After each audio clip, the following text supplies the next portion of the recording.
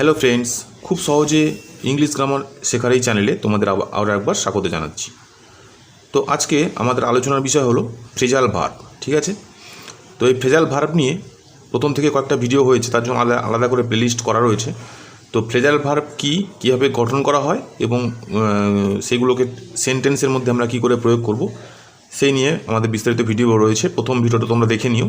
যাদের একদম basic level strong নেই তারা কিন্তু প্লেলিস্ট থেকে গিয়ে ওই ফ্রেজাল ভার্বের পরপর ভিডিওগুলো দেখতে থাকো, দিলে ফ্রেজাল ভার্বের কনসেপ্ট তোমাদের ক্লিয়ার হয়ে যাবে। ঠিক আছে, তো আজকে এই যে ফ্রেজাল ভার্বের যেটা মূল যে ওয়ার্ড সেটা হচ্ছে গেট। ঠিক আছে, গেট হচ্ছে আমরা আলোচনা করব গেট নিয়ে কতগুলো ফ্রেজাল ভার্ব গঠন করা যেতে পারে। ঠিক আছে, তাহলে চলো শুরু করি। দেখো, প্রথমে বলছে গেট অ্যাবাউট। ঠিক আছে, তাহলে মোটামুটি বুঝতে পারছো তোমরা যে গেট হচ্ছে একটা শব্দ, এইটা হচ্ছে ভার্ব। এই ভার্বের সঙ্গে যখন কোনো প্রিপোজিশন যোগ হয়ে যায় তখন তার একটা নতুন একটা অর্থ দাঁড়ায়, যেটাকে আমরা ফ্রেজাল ভার্ব বা গ্রুপ ভার্ব বলি। ঠিক আছে, ইংরেজি যে রাইটিং স্কিল সেটাকে সুন্দর করবার জন্য আমাদের দরকারে আমরা ফ্রেজাল ভার্ব ব্যবহার করি। ঠিক আছে, দেখো গেট মানে পাওয়া, আগেই বললাম, কিন্তু গেটের সঙ্গে আচ্ছা অ্যাবাউট এখানে যোগ করা হয়েছে। অ্যাবাউট মানে হচ্ছে সম্বন্ধে, গেট মানে পাওয়া, আবার অ্যাবাউট মানে সম্বন্ধে। তাহলে দুটোকে যখন আমরা যোগ করে দিচ্ছি তখন কিন্তু পাওয়া কিংবা সম্বন্ধ কোনোটাই দাঁড়াচ্ছে না, দাঁড়াচ্ছে কি না মুভ হচ্ছে চলাফেরা করা। ঠিক আছে, বা এক স্থান থেকে অন্য স্থানে চলে যাওয়ার বলে মুভ করা। ঠিক আছে, তাহলে দুটো যখন একসঙ্গে যোগ হয়ে যাচ্ছে, এই গেটটা হচ্ছে ভার্ব আর তারপরে যোগ হয়ে গেছে আমাদের প্রিপোজিশন। ঠিক আছে, দুটো যখন যোগ হয়ে যাচ্ছে তখন কিন্তু আমাদের নতুন একটা অর্থ দাঁড়াচ্ছে, যেটা হচ্ছে মুভ। ঠিক আছে, এটাকেই বলা হয় ফ্রেজাল ভার্ব। দেখো, এর অর্থ হচ্ছে চলাফেরা করা। এই যে গেট অ্যাবাউটটাকে আমরা কি করে সেন্টেন্সের মধ্যে কাজে লাগিয়েছি, সেন্টেন্সগুলো খুব ভালো করে লক্ষ্য করো, দিলে তোমরা বুঝতে পারবে এবং তোমরা খুব সহজে শিখে যেতে পারবে যে ফ্রেজাল ভার্বের প্রয়োগ। ঠিক আছে, দেখো, he can not gate about as much as he use to earlier. ঠিক আছে, তাহলে চলাফেরা করা যেহেতু বুঝতে পারলাম, তাহলে চলাফেরা করা এখানে গেট অ্যাবাউট আছে। ক্যান নট কথার অর্থ হচ্ছে পারে না, ক্যান মানে পারা, নট মানে না। তাহলে he can not gate about, তাহলে সে চলাফেরা করতে পারে না। অ্যাজ মাচ মানে হচ্ছে প্রচুর, তাহলে as much as he use to earlier মানে হচ্ছে পূর্বে। ঠিক আছে, ইউজ টু মানে প্রায় চলাফেরা করা, প্রায় কোনো কিছু করারকে আমরা ইউজ টু ব্যবহার করি অতীতকালে। ঠিক আছে, তাহলে সেক্ষেত্রে কী হলো, বলছে যে সে আগে যেভাবে প্রায় চলাফেরা করতো তাহলে সে কিন্তু এখন আর সেরকমভাবে চলাফেরা করতে পারে না। তাহলে he can not gate about as much as he use to earlier. ঠিক আছে, আশা করি বুঝতে পারলে কীরকম করে বাক্যের মধ্যে প্রয়োগ করা হয়েছে। নেক্সট দেখো, গেট আফটার। তাহলে গেট আফটার কথা অর্থ হচ্ছে ক্যাচ মানে ধরা। ঠিক আছে, সেন্টেন্সটা দেখো, it is the job of the police. Job মানে হচ্ছে কাজ। ঠিক আছে, কার কাজ না অফ দ্য পুলিশের কাজ। কি কাজ না to get after the criminals. তাহলে ক্রিমিনালস মানে হচ্ছে অপরাধী, গেট আফটার মানে হচ্ছে ধরা। ঠিক আছে, তাহলে এটি হচ্ছে পুলিশের, ক্রিমিনালদের ধরা হচ্ছে পুলিশের কাজ। আশা করি বুঝতে পারলে। আমরা কিন্তু ক্যাচ আর এখানে লাগিয়েছি, সরাসরি ফ্রেজাল ভার্বে লাগানো হয়েছে। ঠিক আছে, নেক্সট দেখো, গেট অ্যালং কথার অর্থ হচ্ছে মেক অ্যাডজাস্টমেন্ট। ঠিক আছে, মেক অ্যাডজাস্টমেন্ট মানে হচ্ছে মানিয়ে চলা। ঠিক আছে, কোনো কিছুকে মানিয়ে চলা। সেন্টেন্স দেখো, I can get along with you. তাহলে আমি পারি, আই মানে আমি, ক্যান মানে পারি, গেট অ্যালং মানে হচ্ছে মানিয়ে নিতে, উইথ ইউ তোমার সাথে। তাহলে আমি তোমার সাথে মানিয়ে চলতে পারি। ঠিক আছে, নেক্সট দেখো, গেট অ্যাওয়ে কথার অর্থ হচ্ছে ড্রাইভ অ্যাওয়ে মানে হচ্ছে সরিয়ে দেওয়া, কোনো কিছুকে সরিয়ে দেওয়া, বা এখানে সরিয়ে দেওয়া কথার অর্থ হচ্ছে তার পথ থেকে, সেখান থেকে সরিয়ে দেওয়া। ঠিক আছে, সেন্টেন্স দেখো, ফর হিজ ক্রাইম মানে হচ্ছে অপরাধ করা। ঠিক আছে, ফর হিজ ক্রাইম মানে তার অপরাধের জন্য we got him away from the office. তাহলে আমরা তাকে অফিস থেকে সরিয়ে দিলাম। তাহলে উই গট হিম, এখানে গটের পরে সঙ্গে সঙ্গে কিন্তু অ্যাওয়ে বসেনি, মাঝখানে একটা প্রোনাউন বসে গেছে।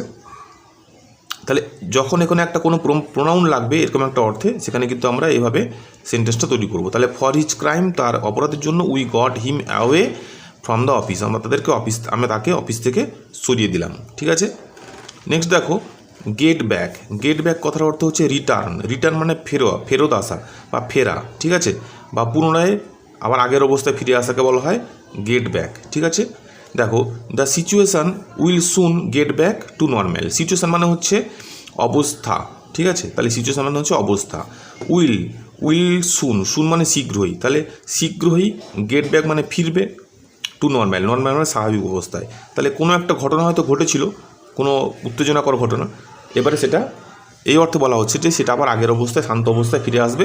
তো সেক্ষেত্রে আমরা এই গেট ব্যাক ব্যবহার করেছি, ঠিক আছে? The situation will soon get back to normal, ঠিক আছে? তারপরে দেখো গেট অ্যাট। আচ্ছা, গেট অ্যাটটা কি?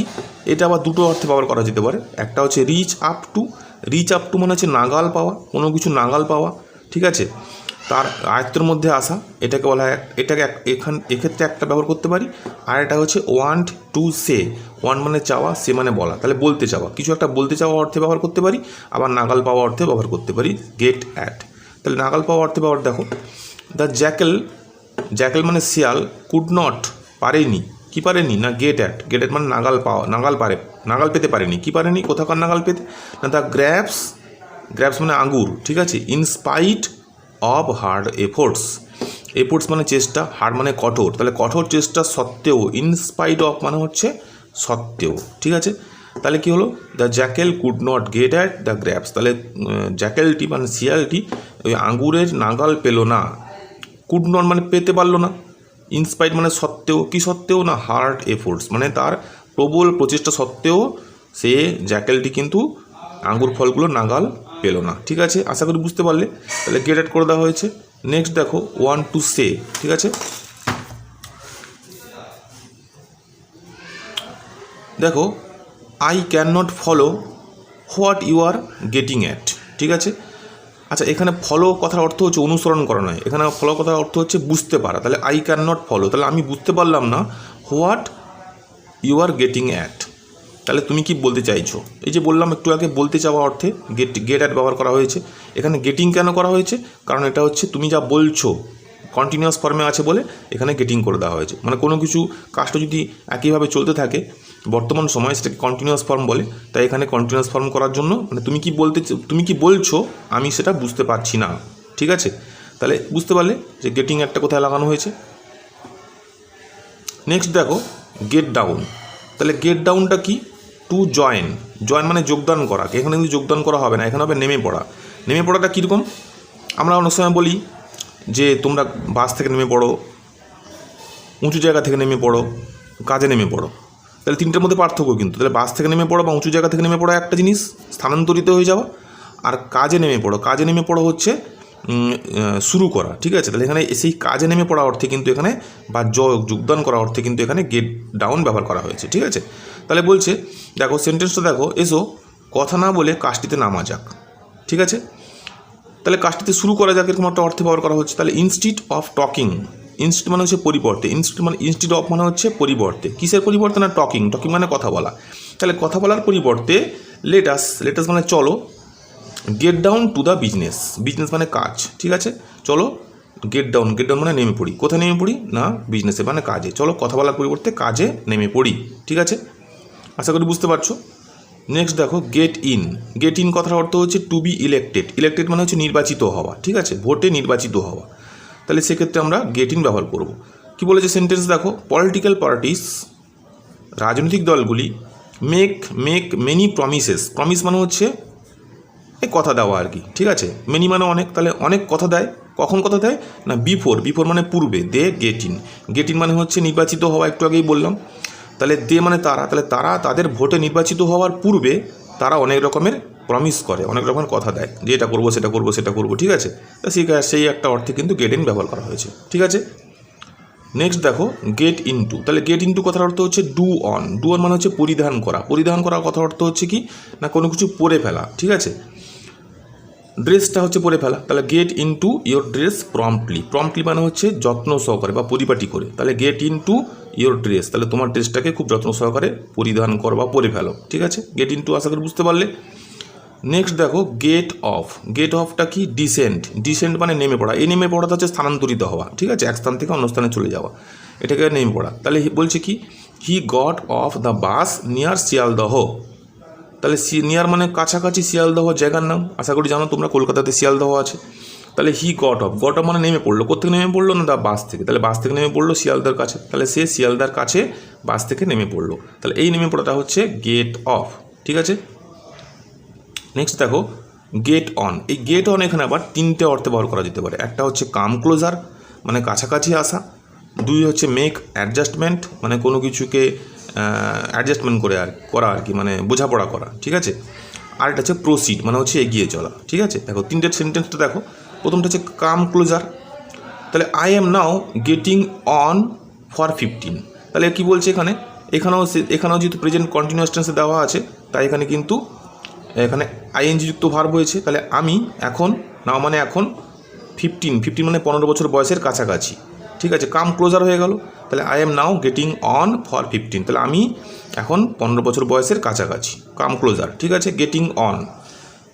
নেক্সট দেখো মেক অ্যাডজাস্টমেন্ট, কি বলছে এখানে, I can not get on with those who have the habit of arguing constantly, তাহলে আই ক্যান নট মানে আমি পারি না, গেট অন মানে হচ্ছে অ্যাডজাস্টমেন্ট করতে বা বোঝাপড়া করে চলতে, কার সাথে না উইথ দোজ সেই সমস্ত মানুষদের সাথে, হু যারা হ্যাভ দ্য হ্যাবিট মানে অভ্যাস, কী অভ্যাস আছে না আর্গিউং কনস্ট্যান্টলি অর্থাৎ কারোর সমালোচনা করা, কারোর সমালোচনা যারা করে তাদের সঙ্গে কিন্তু আমি মানিয়ে চলতে বা অ্যাডজাস্টমেন্ট করে চলতে পারি না। আশা করি বুঝতে পারলে।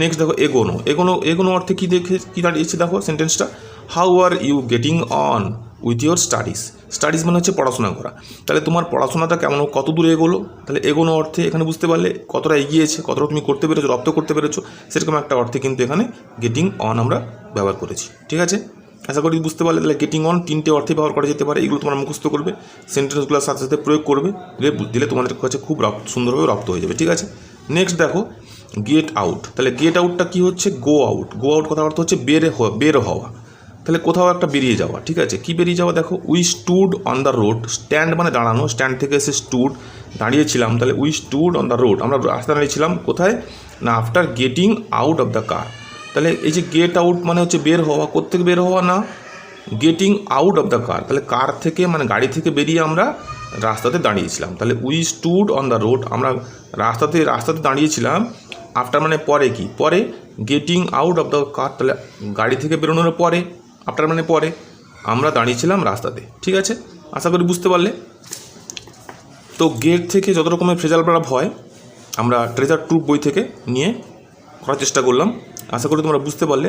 কারা ভিডিওটা কেমন লাগলো তোমরা অবশ্যই কমেন্টে জানিও, এবং যারা এই চ্যানেলে ফার্স্ট টাইম দেখছো তাদেরকে অনুরোধ করছি তোমরা চ্যানেলটিকে অবশ্যই সাবস্ক্রাইব করে নিও, যাতে এরকম হেল্পফুল ভিডিও তোমাদের খুব কাজে লাগে, তোমরা খুব সহজে ইংলিশ গ্রামারটা রপ্ত করতে পারো এবং বিভিন্ন পরীক্ষাতে এগিয়ে যেতে পারো। ঠিক আছে, আর তোমাদের কোনটা প্রয়োজন লাগবে তোমরা কিন্তু অবশ্যই ভিডিওতে দেখছো, তোমাদের অনেক ধন্যবাদ, এবং তোমরা কিন্তু অবশ্যই কমেন্টে আমাকে জানিও, যাতে আমি তোমাদের সমস্যাগুলো বুঝতে পারি, তোমাদের কেমন লাগলো সেটাও জানতে পারি। ঠিক আছে, তো পরবর্তী ভিডিওতে তোমাদের সঙ্গে আবার দেখা হচ্ছে, আজকের মতন এটুকুই, বাই।